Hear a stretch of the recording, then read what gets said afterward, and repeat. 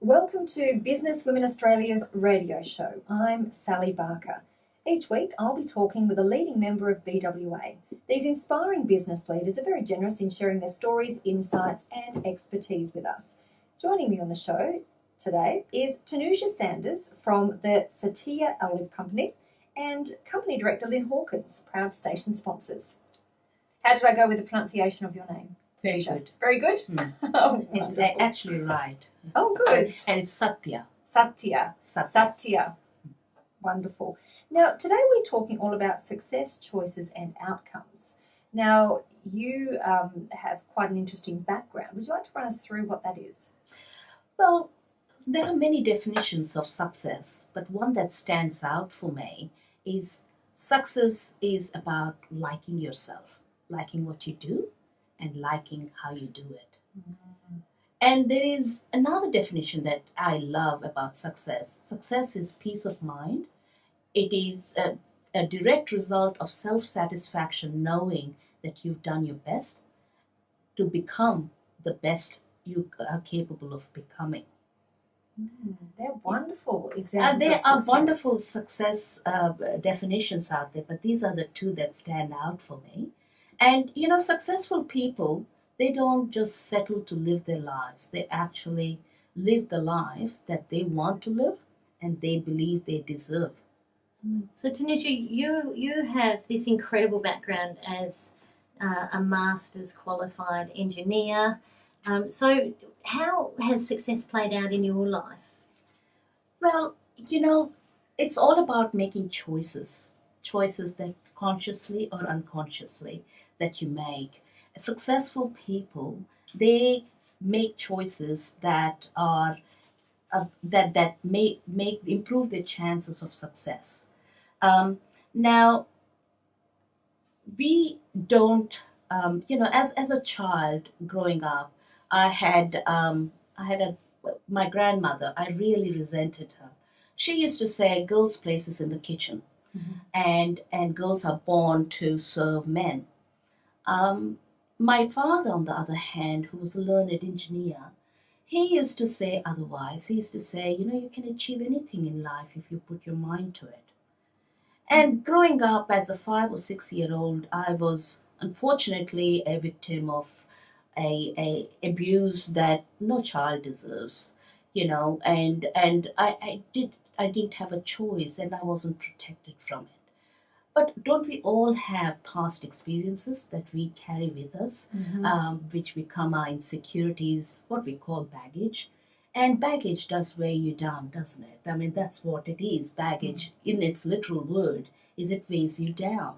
And they become part of your insecurities. And some of the choices you make are due to those experiences, whether you like it or not. And how you continue to live your life That's is up to right. your own That's choices. right. Yeah.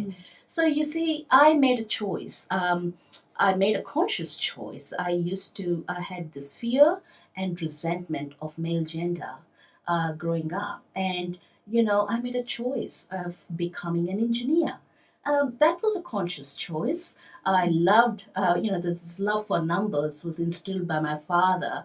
And, I competed in one of the toughest exams and secured myself scholarship to go to this very, good university in India called Indian Institute of Technology. But the ratio of girls to boys in that university is 3%. Wow. So suddenly I was, in a box seat. I had all the attention from these boys, and I thought, wow, I'm in power. My fantasy was becoming a reality. I wanted to be in control, in a position of power and control of this in this male dominated society that I was in, and I was like, wow, all this attention, How from did you the find boys. it though when you graduated? Did it Uh, stack up? different story. Then I was in a real world, wasn't I? And tell us about that. Well, I stepped in as a young female engineer, and in India at that time, the workforce is a whole different ballgame. I mean, sexual harassment, male domination, abuse at workforce is so existent in that society. I just thought that it's impossible for me to actually be or grow into a position of power and control in that society. Was And it I- difficult for you to get a job? It was not, because as a graduate from a very very good institute, we almost walk into jobs in that we are given very good opportunities, but unfortunately you're dealing with people, an environment of sexual harassment that exists. As a young engineer, and I was quite stunning looking at the time, and I just could not make them look at me as an engineer. I was just a sex object for them. So how did you get to be so successful in your career? Well, I settled to marry. Had an arranged marriage. It was it was a social expectation that you do that in that country. But fortunately, one good thing was my ex-husband had migration to Australia, so I had a glimmer of hope that I could come and pursue my career in this country, which was fantastic.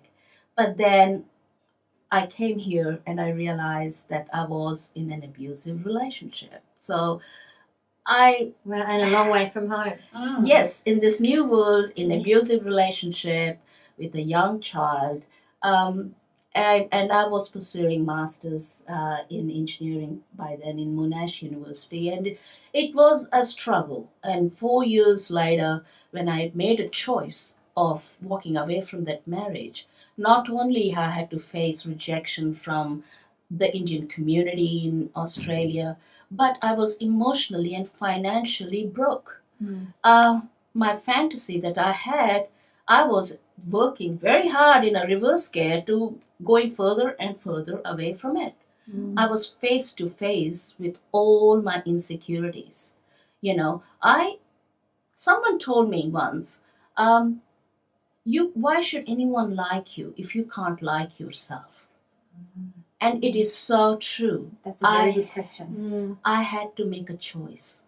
I had to make a choice to like myself consciously. I had to make effort to believe and trust in myself. I had to change, and that was the choice of transformation I made at that time. I was face to face with all my insecurities. And You used the trick that I did too. I remember you telling me that at this time you were looking in the mirror and telling yourself that you were good and you were beautiful and you were just right the way you were. And I can remember doing that to myself at a time when I was feeling pretty low as well. So it's interesting how it does rewire your thinking. yeah, Just being able to look at yourself and say, you're great, you're fantastic, you're beautiful, you're worth something. and say it loud. Say it loud, because you hear your own voice and it does something to you. How long did it take you until you believed what you were saying to yourself? It was instantaneous. Was it? Yes, it was a choice of transformation. I made that conscious effort, and it works brilliantly. When you shift your mind to doing that, it happens instantaneously. And I always thought I was a caterpillar, right? And suddenly this caterpillar was growing its wings and becoming a butterfly. Now I carry a butterfly handbag, wear butterflies in my hair. I'm just a butterfly. Is this when you decided to embark on your entrepreneurial journey? No, I was traveling the world, doing projects. I was in control, and my fantasy was becoming a reality. I married my current husband. He's a beautiful man, and behind every successful person is a very supportive partner. And that's Keith. He gives me that little support, and I go get it. And one very wise friend of mine had said, if you're driving a car, you have a big windshield in front of you and small rear view mirrors. Past experiences are just there for you to derive lessons from, only a glimpse. Don't live your life looking in the rear view mirrors, because then you will be living your life in a reverse gear. That's such a beautiful way of looking at things. You've got this way forward driving, right, looking in front with through the windshield. So where to from here? Tanuja, is it you've reached that pinnacle of success as an engineer? Well, I am now venturing into being an entrepreneur in olive oil industry. We are olive oil producers, and I have created a niche in the business with infused oils. I have other passions, which are cooking and hospitality. Like my grandmother said, girls' places in the kitchen. You know what? That's my passion, because I learned to cook when I was a little girl. And I've taken it to the whole new level. It is a beautiful, it's beautiful products. The business is called the Satya Olive Company. You should all try it. Oh, yeah. It's in 12 different stores in Perth right now, and I am taking it to a whole new level. And so you're going to stop at some stage, Tanuja? No. Look, my husband, who's called Poor Keith by my friends, he says to me, "Lady, I've been on a spin since I met you. When are you going to stop?" I said, "Never. I love what I do. I love how I do it. I love everything about myself." So what has being an engineer, how did that set you up to be able to go out and be an entrepreneur? Well, as an engineer, you develop the skills of management, and they are the foundation stones for entrepreneur. As an entrepreneur, you have to be a manager first. You have to learn all the skill sets required to run a business. But not all managers can become entrepreneurs, because as a manager, you're surrounded with external drivers. They could be corporate drives or whatever drives you to be a manager, or paychecks, or people with your peers, competition between the peers. They are the external drivers. As an entrepreneur, you have to be driven yourself, self-motivated. That's the difference. So not all managers can be entrepreneurs, but entrepreneurs require the skill sets that a manager has. So I think that might be a good topic to bring Tanuja in again. I think so.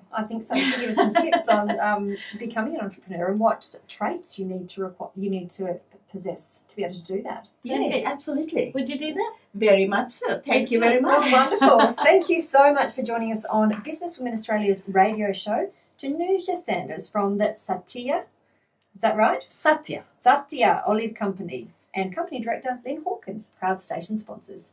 Thank you very much.